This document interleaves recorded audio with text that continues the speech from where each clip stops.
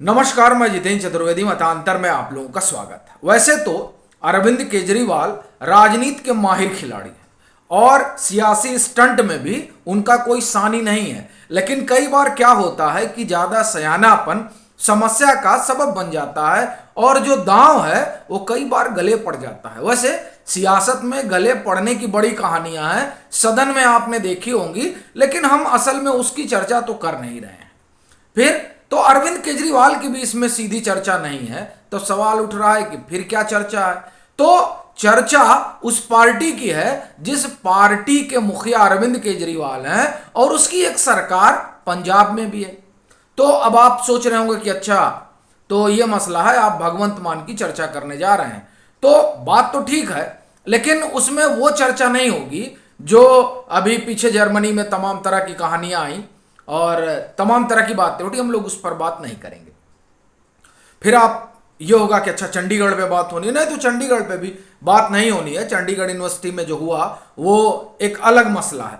फिर सवाल ये है कि बात आप राज्यपाल की कर रहे हैं और चर्चा इसमें से किसी पे नहीं करेंगे, तो मामला क्या है। तो उसे समझने के लिए एक बार दिल्ली चलते हैं। इसीलिए अरविंद केजरीवाल की हम लोगों ने चर्चा भी की। आपको ध्यान होगा कि जब शराब घोटाले का आरोप लगता है और उसके बाद सीबीआई एफआईआर दर्ज करती है और छापेमारी करती है मनीष सिसोदिया समेत तमाम 30-35 लोगों के यहां, तब तमाम कतरन वगैरह आती है और उसके बाद से एक कहानी शुरू होती है ऑपरेशन लोटस की। और उस ऑपरेशन लोटस का पहले हिस्सा मनीष सिसोदिया बनते हैं। फिर पता चलता है कि उनके कुछ विधायकों को संपर्क किया गया, उनको खरीदा जा रहा है। फिर पता चलता है कि साहब वो 11 बजे बैठक बुलाते हैं। खबर आती है कि फलाने दिन 11 बजे बैठक होने वाली है जिसमें जो दिल्ली सरकार के सामने तमाम परिस्थितियां उपजी हैं उस पर बातचीत होगी। अब होता क्या है कि उस दिन बैठक से पहले ही 8-9 बजे खबर चलने लगती है कि 40 विधायक 45 विधायक संपर्क में नहीं है और इसके जरिए एक कहानी बुनी जाती है ऑपरेशन लोटस की। और फिर उस ऑपरेशन लोटस के जरिए ये जो शराब घोटाले का आरोप लगा होता है, इस आरोप को खबरों में पीछे ढकेलने की कोशिश होती है। और चूंकि ये तो उससे ही बड़ा हो गया कि ये हमारे ऊपर शराब घोटाले का आरोप लगा रहे हैं और खुद हमारे विधायक खरीद रहे हैं 20-20 करोड़ रुपए देकर, जैसा कि उन्होंने आरोप लगाया। और फिर कहा साहब 800 करोड़ रुपए खर्चा करना है हमारे विधायक खरीदने पर। तो इससे हुआ क्या कि ये जो खबर है ये उस शराब घोटाले में कहीं पीछे छुप गए और फिर उन्होंने बाजाबता विधानसभा का विशेष सत्र बुला लिया और कहा कि हम इसमें जो है विश्वास मत हासिल करेंगे। और ये वही दौर है जब मनीष सिसोदिया का लाकर खंगालने जाती है सीबीआई, तभी जो है ये सारा स्वांग खड़ा होता है। अब इसके जरिए ये बताने जताने की कोशिश हुई उन राज्यों में जहां चुनाव होने हैं और खासतौर से गुजरात में, जहां आम आदमी पार्टी अपने लिए संभावना तलाश रही कि साहब देखिए हम कितने ईमानदार हैं। हमारी पार्टी को उन्होंने तोड़ने की कोशिश की लेकिन हम टूटे नहीं। क्यों? क्योंकि हमारा एक एक विधायक ईमानदार है। अब ये अलग बात है कि 2 मंत्री तो बड़े आरोप में घिरे हुए हैं, बाकी तमाम विधायकों पर किस किस तरह के आरोप हैं उससे आप लोग परिचित, हम उस पर नहीं जाएंगे।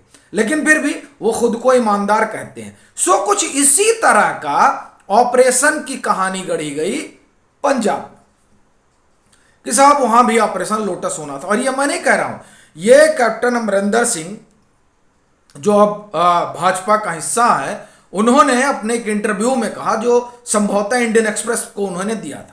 उसमें वो कहते हैं कि ये लोग कह रहे हैं कि 10-12 विधायक 10-12 विधायक तोड़कर भाजपा क्या कर लेगी, उससे तो सरकार बननी नहीं है, फिर उसको तोड़ने का मतलब नहीं है।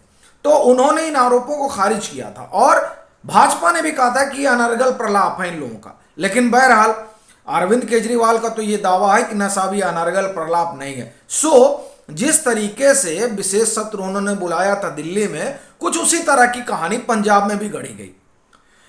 अब पंजाब में जब गढ़ी गई तो राज्यपाल ने कहा कि ये नहीं चलेगा। अच्छा, अब ये नहीं चलेगा तो सबसे ज्यादा चोट किसको लगी? अरविंद केजरीवाल को लगी, जबकि ऐसा होना नहीं चाहिए था। अरविंद केजरीवाल तो दिल्ली के मुख्यमंत्री हैं और दिल्ली के जो एलजी हैं उन्होंने तो कहा नहीं था कि साहब आपको विशेष सत्र नहीं बुलाना है। इन्होंने विशेष सत्र बुलाया भी और उसमें जो है विश्वास मत हासिल भी कर लिया। अरे आप ही के सारे विधायक थे, तो उसमें विश्वास मत हासिल करने जैसा या उसके चले जाने जैसा कोई मसला नहीं था, लेकिन फिर भी तो यहां के एलजी ने तो रोका नहीं, आपने तो किया।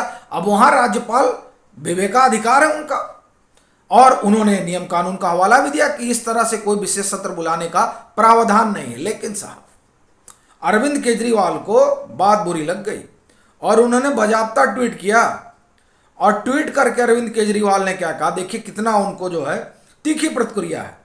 राज्यपाल कैबिनेट द्वारा बुलाए सत्र को कैसे मना कर सकते हैं, फिर तो जनतंत्र खत्म है। ये साहब जनतंत्र की बात कर रहे हैं।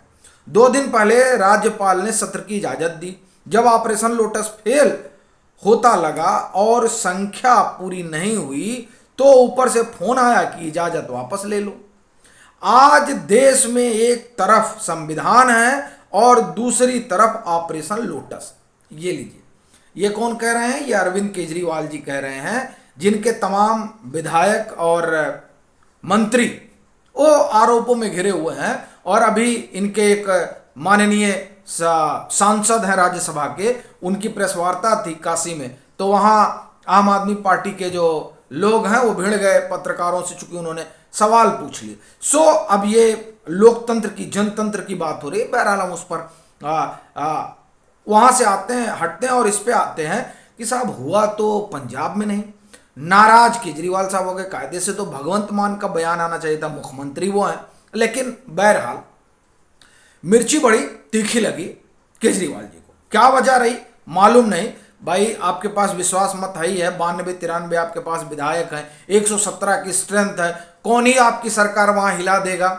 लेकिन दरअसल वो जो तमाम राजनीतिक विश्लेषक भी इस बात को समझ रहे हैं और मान भी रहे हैं, और वो कह भी रहे हैं कि दरअसल इन तमाम कवायद के जरिए अरविंद केजरीवाल जो उनकी एक यूएसपी है जिसे वो बना कर लेकर चलते हैं, अब वो है या नहीं उस पर बहस हो सकती है, लेकिन फिर भी वो ये बताते नहीं थकते हैं कि साहब हम कट्टर ईमानदार हैं। तो जब विश्वास मत लाएंगे तो उससे वो फिर चिल्ला कर कहेंगे कि देखिए हम कितने कट्टर ईमानदार हैं, 20-20, 25-25 करोड़ रुपए देने की भाजपा ने कोशिश की, लेकिन हमारा एक भी विधायक नहीं टूटा तो कट्टर ईमानदार है इसलिए नहीं टूटा। लेकिन पंजाब के राज्यपाल भी ऐसा लगता है कि वो भी कम सियासी तौर पर समझदार नहीं है। वो भी इस बात को समझ रहे हैं कि आप चाहते क्या हैं। फिलहाल ऐसा तो कुछ उन्होंने कहा नहीं, ये अपना अनुमान है। उन्होंने तो इतना भर कहा कि संविधान इसकी इजाज़त नहीं देता है। अब जब संविधान इजाज़त नहीं देता है तो जाहिर तौर पर राज्यपाल तो ऐसा नहीं करेंगे। और चर्चा ये भी है कि उन्होंने तमाम कानूनी सलाह ली और उसके बाद में ये फैसला हुआ कि इस तरह का कोई सत्र नहीं होने वाला है। अब फिर दूसरा सवाल हो जाएगा कि सत्र होता तो थोड़ा और उसकी ब्रांडिंग होती, सो अब उसमें भी समस्या होगी। और वो जो तमाम चीज़ें पंजाब को लेकर उठ रही हैं कि साहब आपने ये वादा किया था नहीं पूरा हुआ, आपने वो वादा किया था नहीं पूरा हुआ, और सबसे बड़ी चीज़ है मुख्यमंत्री को लेकर जिस तरह के आरोप लग रहे हैं, खासकर जो जहाज से उनको उतरना पड़ा लुफ्तांसा एयरलाइंस से। क्या कारण है वो सब तो बाद में चीज़ें आएंगी निकल कर, लेकिन कुल मिला जुला कर यह है कि राज्यपाल ने का जो हंटर चला उसकी गूंज दिल्ली तक सुनाई दी। अभी के लिए फिलहाल इतना ही। अगर आप मतांतर से नहीं जुड़े हैं तो जुड़िए, वीडियो को लाइक कीजिए, शेयर कीजिए और अपने सुझाव जरूर साझा कीजिए।